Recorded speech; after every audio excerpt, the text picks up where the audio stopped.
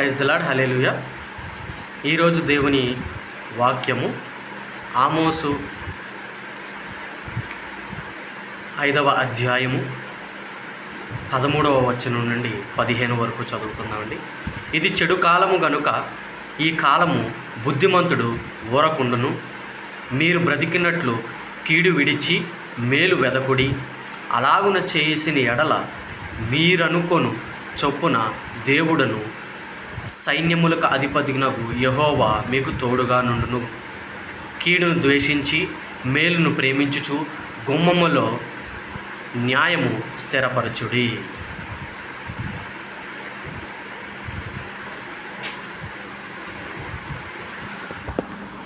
సకల ఆశీర్వాదాలకు కారణభూతుడమైన తండ్రి, ఇదిగో ఈరోజు వాక్యమును వివరించుకొని ఉండగా నీవు సహాయం చేయమని ప్రార్థన చేస్తున్నాం దేవా, మీకు వందనాలు. అయితే ఈరోజు దేవుని వాక్యము రెండవ రోజు దేవుని వాక్యము ఆమోసు రాసిన 5వ అధ్యాయము 13వ వచనం నుంచి 15వ వచనం వరకు.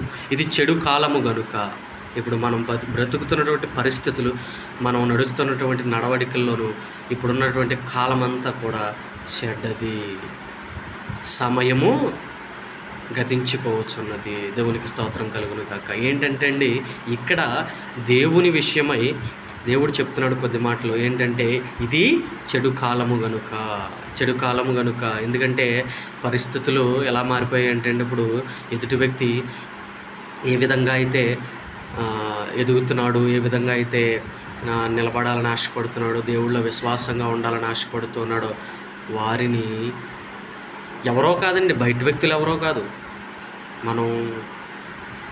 మనం మనల్ని పరిశీలన చేసుకుంటే కనుక ఖచ్చితంగా దేవుణ్ణి నమ్ముకున్న క్రైస్తవులే. ఈ మాట మీ అందరికీ కోపం రావచ్చు. దేవుణ్ణి నమ్ముకున్నటువంటి క్రైస్తవులే వాడు సంఘంలో పైకి ఎదిగిపోతున్నాడు. సంఘంలో ఏంటంటారు, వాడికి ఒక మంచి పేరు వచ్చేస్తుంది. అంటే వాడు దేవుణ్ణి పట్టుకుని వేలాడుతున్నాడు, దేవుణ్ణి పట్టుకుని ఆరాధిస్తున్నాడు, దేవుణ్ణి బ్రతిమాలుకుంటున్నాడు. కాబట్టి ఆ స్థానము, ఆ స్థితి వాడికి వస్తుంది. అవునా కదండి? గతంలో మనం చెప్పుకున్న వాక్యంలో ఏం చెప్పాం? తనను తాను తగ్గించుకున్నవాడు హెచ్చించబడును అన్నాడు. తనను తాను తగ్గించుకున్నవాడు హెచ్చించబడును అని అంటే, తనను తాను తగ్గించుకున్నవాడు, ఆ సంఘంలో ఉన్న వ్యక్తి తనను తాను తగ్గించుకున్నాడు కాబట్టి దేవుడు అతన్ని హెచ్చిస్తున్నాడు.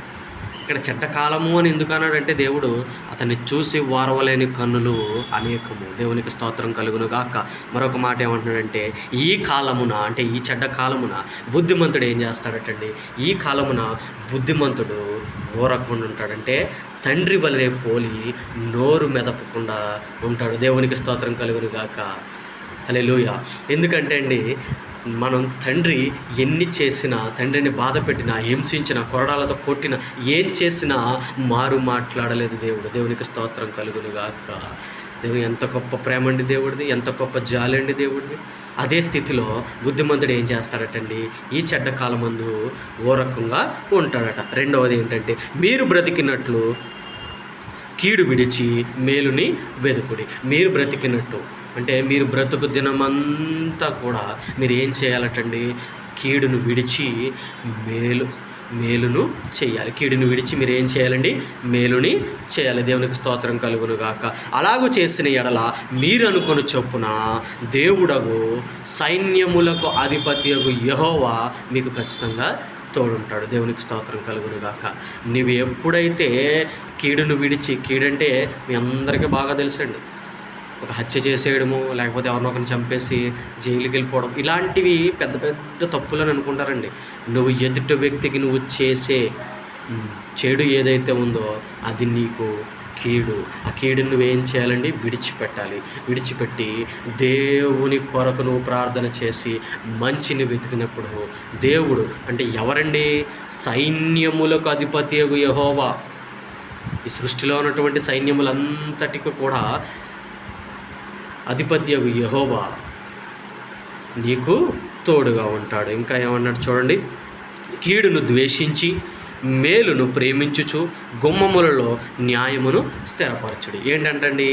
కీడును ద్వేషించాలి, నీకు ఆమడ దూరంలో కీడు వస్తుంది, లేకపోతే ఆమడ దూరంలో ఏదైనా పాపం ఎదురవుతుంది, ఆమడ దూరంలో ఏదైనా నువ్వు దాన్ని చూడబోతున్నావు, ఆమడ దూరంలో ఏదైనా నువ్వు వినబోతున్నావు, ఇటువంటి స్థితిని నీకు కలిగినప్పుడు దేవుడు ఏం చేయమంటాడో తెలుసా అండి? నీవు దానిని ద్వేషించి మేలుని ఏం చేయాలంటున్నాడండి? మేలుని నువ్వు ప్రేమించాలి. మేలుని ప్రేమించడం అంటే ఏంటంటే అండి, నీకంటే తక్కువ స్థితి కలిగిన వ్యక్తులను, నీకంటే నువ్వు మేలుకరమైన స్థితిలో ఉన్నావు, ఈరోజు నువ్వు ఆహారం తింటూ ఉన్నావు, ఈరోజు నువ్వు నీళ్లు తాగుతున్నావు, ఈరోజు నువ్వు బ్రతికి ఉన్నావంటే కారణం మన సైన్యములకు అధిపతియగు యెహోవా. అవునా కాదండి? మీ అందరికీ తెలుసు, దేవుని చిత్తానుసారంగా నడుచుకున్న వారు ఎంతోమంది ఈ బైబిల్ మీ అందరికీ వారందరినీ పరిచయం చేస్తుంది. వారందరూ కూడా దేవుని మీద ఆధారపడి, దేవుని మీద దేవుని మీద ఆధారపడి ఒక స్థితి నుంచి, అంటే వాళ్ళకు ఉన్నటువంటి దీనస్థితి నుంచి తనను తాను తగ్గించుకున్నట్టు వలన దేవుడు హెచ్చించాడు. దేవునికి స్తోత్రం కలుగును గాక. ఇక్కడ ఏం చేయమనంటే, కీడును ద్వేషించి మేలుని మీరు ప్రేమించాలి. ప్రేమించి గుమ్మములలో న్యాయమును స్థిరపరచండి. గుమ్మములలో న్యాయము స్థిరపరచడం అంటే ఏంటో తెలుసా అండి? గుమ్మములలో న్యాయం స్థిరపరచండి. మీ స్థితిలో ఎవరైనా సరే కానీ నీ గుమ్మంలోకి వచ్చినప్పుడు, నిన్ను న్యాయమును తీర్చమన్నప్పుడు దేవుని పోలి నీవు న్యాయము తీర్చాలి. దేవుని పోలి నీవు న్యాయము తీర్చాలి. ఎందుకనంటే అండి, దేవుడు న్యాయవంతుడు, దేవుడు శక్తిమంతుడు, దేవుడు యథార్థవంతుడు. నీవు యథార్థంగా ఇద్దరు వ్యక్తులు నీ దగ్గరకు వచ్చి న్యాయం తీర్చమంటే, నువ్వు నీ వైపు సపోర్ట్ చేసే వ్యక్తికి నువ్వు న్యాయము తీర్చితే దానికి నీవు ఒకానొక సమయం ముందు లెక్క అప్పచెప్పుకోవాలి. దేవునికి స్తోత్రం కలుగును గాక. ఇంకా ఏంటంటే, దేవుని విషయంలో న్యాయము అనేది నీవు చేసిన క్రియను బట్టి దేవుడు న్యాయము తీరుస్తాడు. అవునా కదండి? ఇప్పుడు నువ్వు చేస్తున్న క్రియలు ఏ విధంగా ఉన్నాయి, ఇప్పుడు నువ్వు చేస్తున్నటువంటి న్యాయం ఏ విధంగా ఉంది, ఇప్పుడు నువ్వు కనబరుస్తున్నటువంటి యథార్థత ఏ విధంగా ఉంది, ఇప్పుడు నువ్వు చేస్తున్నటువంటి ఏదైనా పని అవనివ్వండి, ఆ పనిని నీవు చెడు చేస్తున్నావా, మంచి చేస్తున్నావా, ప్రతిదీ కూడా దేవుడు చూస్తూ ఉన్నాడు. మనం అనుకుంటాం మనల్ని ఎవరూ చూడటం లేదు. దేవునికి స్తోత్రం కలుగును గాక. ఒక్కడు చూస్తాడండి. ఎవరు చూస్తారు? దేవుడు చూస్తాడు. దేవునికి స్తోత్రం కలుగును గాక. హల్లెలూయా. ఎందుకంటే ఏంటంటే, ఇక్కడ మనకి ఈరోజు వాక్యం ఏంటంటే, ఇది చెడ్డ కాలము కనుక బుద్ధిమంతుడు ఈ కాలంలో ఏం చేస్తాడటండి?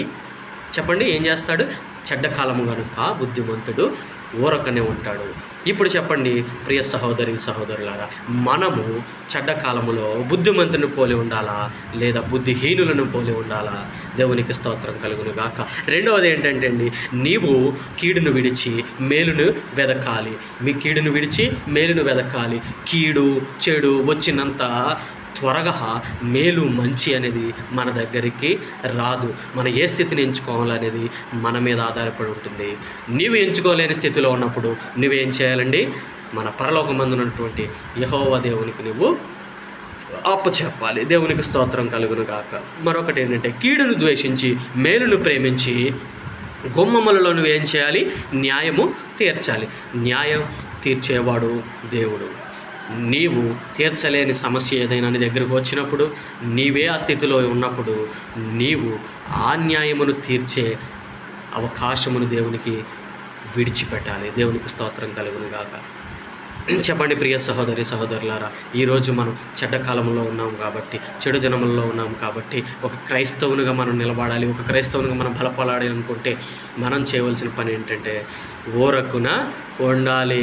ఎవడు ఎన్ని మాట్లాడినా, ఎవరు ఎన్ని అనినా, నీవు దేవుడు నీకేం చేశాడని అడిగినా, నీ దేవుడు నిన్ను ఎంతగా ఇంకా ఇబ్బంది పెడుతున్నాడని అడిగినా సరే కానీ, నా దేవుడు నాకు తోడుగా ఉంటాడు. నా నీతి క్రియలను బట్టి, నా యథార్థతను బట్టి, నా యొక్క బుద్ధి కలిగిన జీవితాన్ని బట్టి దేవుడు నాకు తోడుగా ఉంటాడని మనం అందరం తెలియచేద్దాం. ఈ కొద్ది మాటలు దేవుడు దీవించి ఆశీర్వదించును గాక.